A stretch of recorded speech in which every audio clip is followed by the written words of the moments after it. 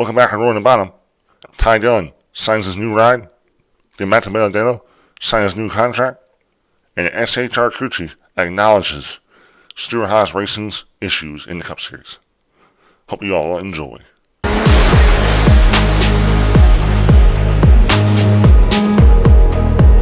What up, y'all? Welcome back on Rolling the Bottom. I'm your guy, Zach Moore. We're back for another episode of NASCAR content and news. Lots of stuff to discuss today. Today is currently New Year's Eve. Hopefully this episode is out on New Year's Eve. We'll see. But I do want to start off with some sad news in the NASCAR world. Cale Yarborough passed away at the age of 84 today. A NASCAR legend, a pioneer, a man who's built the sport into what it is today. The first ever Daytona 500 that was, I believe, that was broadcasted. He was, the famous words from Ken Squire. And there's a fight between Cale Yarborough and Donnie Allison.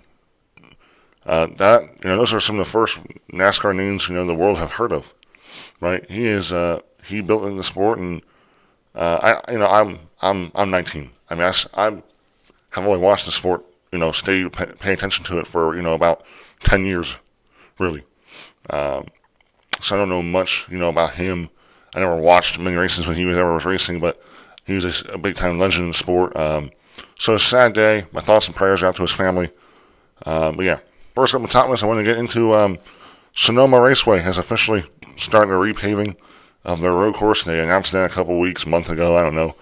I guess a big deal. I don't know how. This is always this big old, conversation of whether when you should repave a track, when you shouldn't. I don't know if road courses. I assume there's going to be a lot more grip in the track when this is repaved. I'm not sure if it's going to really help the racing. If anything, it might make it worse because there'll be more grip. So definitely not great. I don't know. On TV, the track never looked like it needed a repave. With this new car, the road course racing has not been great because this car is like a road course. It's a street. It's a sports car pretty much. Big brakes, big tires, lesser horsepower, shifting, all that stuff. I feel like the whole talk is all these road courses have a lot more runoff. There's a lot more paved off area. So you make a mistake, you're just going to be driving off into some pavement. You're not going to go and there's not as much of a penalty now in today's NASCAR at the road courses. When you make a mistake, you're pretty much running into some pavement. There might be a sand track, 10, 20, couple yards away, but I think the thing about road courses is they need to work on trying to get rid of that excess road. They should start paving, putting more grass back down. So it's, there's more risk of, if you make a mistake, you're going to pay for it. Besides, getting like a free pass by just, driving out into some pavement, which, it'll still be a penalty for you, but your car is still going to be intact. But yeah, interesting stuff. We'll see. I'm looking forward to seeing how that race will go with the new pavement. We got Ty Dillon and Rackley W.A.R announced that Ty Dillon will be the full-time driver for the number 25 Chevrolet in the NASCAR Craftsman Truck Series. This is a big deal. Big news. Podcast reported that Rackley Roofing will be the primary sponsor for 16 races in the Truck Series. So looks like Rackley Roofing will be the primary. I'm not sure if Ferris Tractors, or I think it's Ferris Tractors is what it's called. They were one of the main sponsors for Ty Dillon during the Cup Series this year. So who knows? They may sponsor a couple of his truck races, especially knowing that it doesn't cost as much to sponsor a truck than it is in Cups, so maybe Ferris is more willing to sponsor a lot more of those races. But this is a big deal for Ty Dillon. To me, I'm happy that he's going this route. He's struggling in the Cup Series. Last year, not this past year, the year before that, he was with the newly named Penny GMS Racing, which is now Legacy Motor Club. He had a 1-year deal there, didn't really do well. He was out of the ride. This past year, he went to Spire. Didn't really do much either. He had a couple of shines there at the speedways, but nothing much. But now he's going back to a familiar series, the truck series where he's had a lot of success at. He's going to be in a truck that is a playoff truck. I think a winning truck. It's definitely not a top level truck. It ain't a winning truck every week, I think, but I think he's going to have many opportunities to run well, and I think he can make the playoffs. He's a very familiar guy in the truck series. If we look at his overall stats here in the truck series, I think he had most of his career with RCR when he was much younger. Out of his 8 years in the truck series, out of 58 races, he has 3 wins, 20 top 5s, 36 top 10s, 5 poles. He's running 702 laps, average finish of 10.0, a top 10 average in the Truck Series. This guy's been good. I think he finished running up in the 2013 championship, so he's very good in Truck Series. He's familiar with that. I think his one win was in 2012, and his second, he had 2 wins in 2013. So those were back-to-back years where he was really, really good. So yeah, I'm happy for Ty Dillon because I think this is the right career move for him. Instead of going out there, and I don't know if a team really wanted him. There was talks that he could have gone to calling, but to me, I don't know what you're doing there. You're not accomplishing much. You're not going to impress anyone. I think Rackley Roofing's the right place, and they lost Matty D, right? I guess they said, see you later. And I know also the owner has a son, too, that is 17 years old, is racing, late model series stuff, who I guess, most likely is going to get the ride next year. So this is kind of like a 1 year,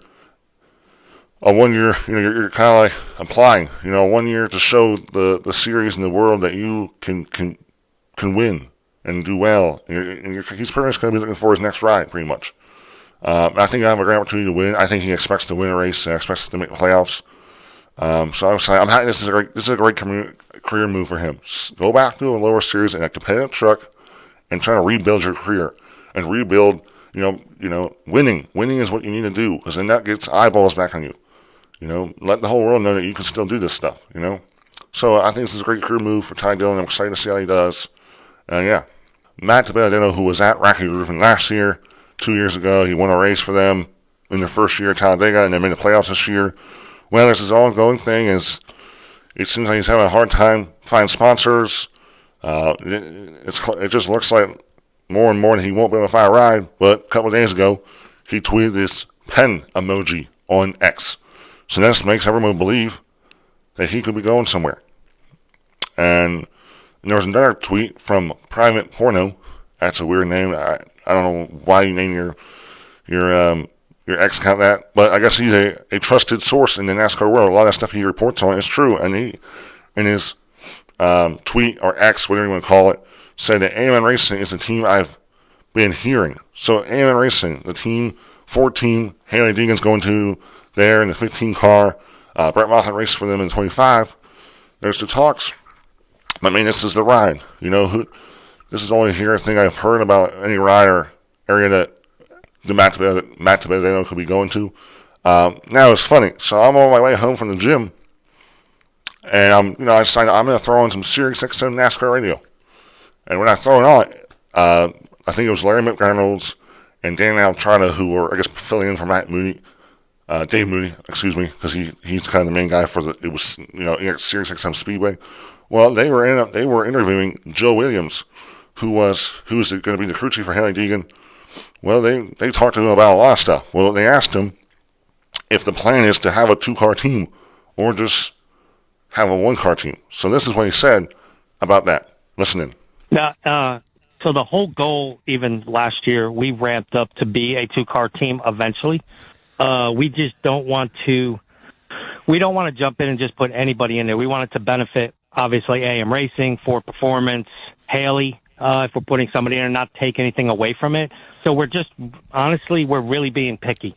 We don't want to start off with it at the beginning. We want to concentrate on Hailie to start the season. But, we have haulers and toolboxes and pit boxes. Like, we're geared to be a 2-car. If the right person rolls in there, yes, you'll see the 25 on the racetrack, half a dozen times this year, most likely. So, after listening to those comments from Joe Williams, he talks about how they are geared to be a 2-car team, but they don't want to rush into it. Hailie Deegan's their main driver, and they want to put all their resources and focus on her. I was listening earlier in his little conversation that they're going to have an alliance with SHR Racing. They're going to have a lot more backing from Ford. Ford's. This is one of Ford's only drivers. Hailie Deegan's one of their main. She signed to the whole Ford developmental deal, if I can say that word right. So Ford has a lot of belief and trust in Hailie. But yes, they're geared to be a 2-car team, but they want to put the right driver in there, and they don't. He also says they're going to be very picky towards that. And so that's the whole thing about that is I don't think Matty D has the sponsorship. He seems like he's very hard. He's struggling with sponsorship, and that's what teams need. So I think most likely, if anything, he talks about it could be a half a dozen races, could be a part-time schedule, which I think that could be doable for Matty D, depending on what kind of sponsor he has. But if Matt can get this right in racing, I think he could have this could be a good opportunity for him, a good ride, and hopefully, be competitive. I don't know if he'll win, but this could be an opportunity to get a couple of opportunities to drive for a decent team, and maybe Ford will give him some more backing for that 25 car. But interesting stuff. Yeah, that's the only thing I've heard. It's been a couple of days since this interview, or since this has been talked about. But it'll be interesting to see. I do feel like a lot of people, Matt dibenedetto, have heard stuff that he just hasn't been really good with sponsorships. He was there. There was that whole thing with the Let's Go Brandon thing that he kind of was supporting that. And as a race car driver, when they're not, whenever your beliefs are in politics and stuff, you just can't express that out loud. So I think there's a lot of things decisions he's made that probably have hurt him in getting sponsorships and sponsors to support him and stuff. So, but it'll be interesting to see what the future looks like for Matt dibenedetto. I hope he gets a ride. I think he's a good race car driver. You don't race side to side, door to door with Denny Hamlin and not be a good race car driver. So I hope he can get an opportunity, get a couple of rides. But yeah, we'll see what that looks like in 2024. So the last topic I wanted to get into is Drew Blickensderfer, who will be the crew chief for Noah Gragson, was on the SiriusXM NASCAR radio show. He got to talk about the struggles of last year's season for SHR and how they look to rebound and improve. And there's some interesting stuff I wanted to kind of discuss. So I'll let you listen to it, some of the parts of it, and then I'll give you my opinion on it. We've talked about that as a management group at Stewart-Haas. The expectations are going to be a little different than they were. But what we need to see is steady progress. We think all of our race car drivers can win races and drive race cars really well. We didn't have race cars last year that Kevin Harvick could win in. And that, as a company, we need to fix, right? Like, you've got to judge yourself on that.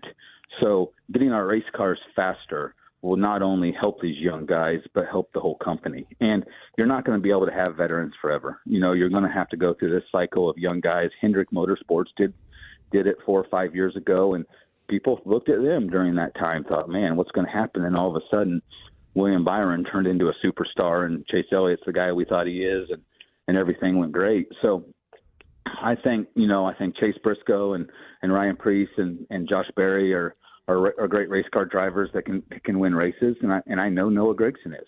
We just got to get, as a company, we have to perform better, and that goes for all the Fords. You say that, and it's like, they won the championship. Well, we needed to be better all year long as a group, and especially at Stewart-Haas. We're not competing at the level with the other Fords or the other teams our size that we need to be. So improve our race cars, which I think we've done slightly. Hopefully this dark horse is the next step for us. So I can listen to what Drew Blickensderfer said. He just talks about the overall struggles of SHR last year and how they weren't where they wanted to be. And I think this year they want to see better, steadier progress. And how he believes that every single one of those drivers, all 4 of them, Noah Gragson, Josh Berry, Ryan Preece, Chase Briscoe, can all win. And I believe they can all win. Some people may disagree with that, but I think they're all capable of winning. They all proven they can win in the Cup Series, not Cup Series, but in NASCAR level series. So, and he also talks about how they couldn't give Kevin Harvick cars that he could win in. And they need to fix that. And if you think about it, there was only maybe 3 times I felt like Kevin Harvick could win, which I felt like he should have won the first Phoenix race. But, with a late race caution and maybe not the right strategy at the time, people went for 2 tires and Ryan Childers went for 4, and that kind of hurt the strategy there. And then also we look at Darlington in the playoff race. I thought he could have won that race. If that race stayed green, it could have. But then what happened was, he pinned early, and then Tyrant was trying to slow down and cost Ryan Newman spin out, and then he got penalized for going in the pit road when it was closed. And then also you had Talladega in there. I guess he finished second, but then due to the windshield fracture or penalty he had, where too many loose screws in the windshield, that hurt him. So yeah, I feel like they had opportunities. They had opportunities for Kevin Harvick to win races. Just I don't know. He just didn't have that consistency, winning speed all the time. And they need to fix that, and I think they expect that this year. And they talk about with this new car that hopefully they can get a good jump on this new Mustang that can help them. And he also talks about how all the 4 teams need to be better. Really, yes, they may not win the championship, but they were not the best. They were maybe the 3rd worst manufacturer this year. So they need to fix that. I'm excited. I'm very curious to see if this new Ford body helps SHR. I'm excited because they are definitely the most unknown, because they're one of the biggest teams They were one of the biggest teams in the series because they're a 4-car team, but they look like one of the worst teams. They were probably the well, okay. We got Team Penske, RFK, Front Row Motorsports, Stuart Haas, and Rick Ware, and those were like what five teams. They were like the second worst team. I felt like last year in the series. So I think they need to improve that. They should be up there with Penske, and they should be up there with RFK, especially as a 4-car organization. So I'm excited to see what they do. They're definitely the most unknown. And they're going to have a young crop of drivers. He also talks about how you can't have veterans all your life and all your career. Of course, that's one thing I think a lot of teams probably learn a lot. In the past couple of years with what Hendrick Motorsports did. You see what those drivers have become, and they're all winning capable drivers and playoff capable drivers, and some of them are championship level drivers. So I'm excited to see how SHR does, and very interesting stuff from Drew Mixter, and that's a wrap on today's episode, guys. Hope you guys enjoyed the content I brought you guys. Happy New Year's. I'll see you next year. Like and subscribe. Gonna come out with some good, fun content, getting closer to the season. So I bet you, I assume a lot of the main NASCAR news may slow down, but I do plan to get some fun, creative videos for you guys to enjoy and give me your thoughts on. Follow me, follow Roy the Bow on Instagram. You can follow me at Zach Moyer, at Zach_Moyer6 on X, or at _Moyer Instagram. So check me out there. Let me know how you thought about this episode, and I'll see you next year. Bye bye.